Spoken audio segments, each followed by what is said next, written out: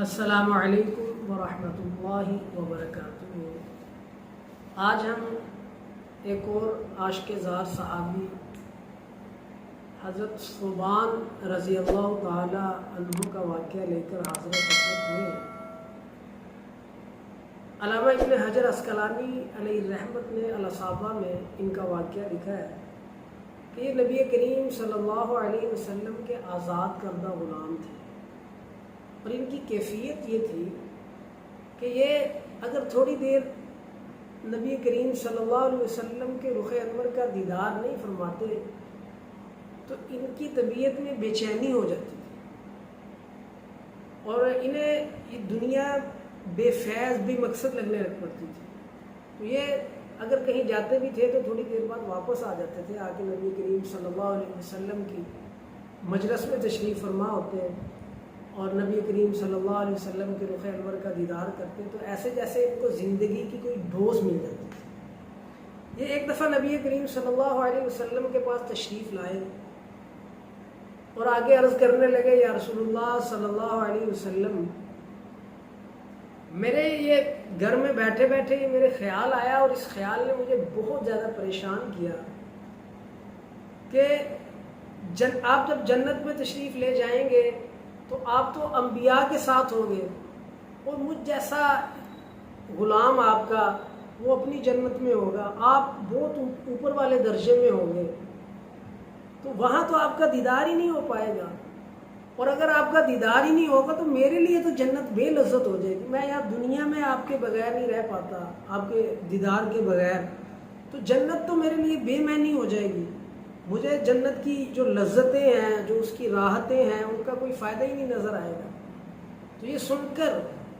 نبی کریم صلی اللہ علیہ وسلم نے تھوڑا سا توقف فرمایا، خاموشی اختیار کی، تو اتنی دیر میں جبریل امین علیہ السلام وحی لے کر تشریف لے آئے، نبی کریم صلی اللہ علیہ وسلم کی خدمت میں حاضر ہوئے، اور اس وقت انہوں نے قرآن پاک کی وہ آیت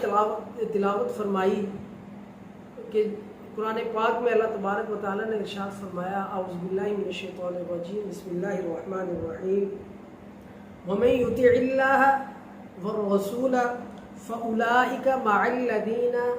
أَنْعَمَ اللَّهُ عَلَيْهِم مِّنَ النَّبِيِّينَ وَالصِّدِّيقِينَ وَالشُّهَدَاءِ وَالصَّالِحِينَ وَحَسُنَ أُولَٰئِكَ رَفِيقًا۔ اور جو اطاعت کرتے ہیں اللہ تعالیٰ کی اور اس کے رسول صلی اللہ علیہ وسلم کی، تو وہ ان لوگوں کے ساتھ ہوں گے جن پر اللہ تعالیٰ نے اپنا انعام فرمایا، یعنی کہ انبیاء، صدیقین، شہداء اور صالحین، اور یہ کیا ہی اچھے ساتھی ہیں۔ یعنی کہ اللہ تبارک و تعالیٰ نے ایک صحابی حضرت ثوبان رضی اللہ تعالی عنہ کے لیے کہ صدقے سے یہ ہر اس شخص پر انعام نازل کر دیا جو نبی کریم صلی اللہ علیہ وسلم کے ساتھ قیامت کی صبح تک عشق کرے گا، نبی کریم صلی اللہ علیہ وسلم کی سنتوں پر عمل پیرا ہوگا، اللہ تبارک و تعالیٰ کے احکامات کو نبی کریم صلی اللہ علیہ وسلم کے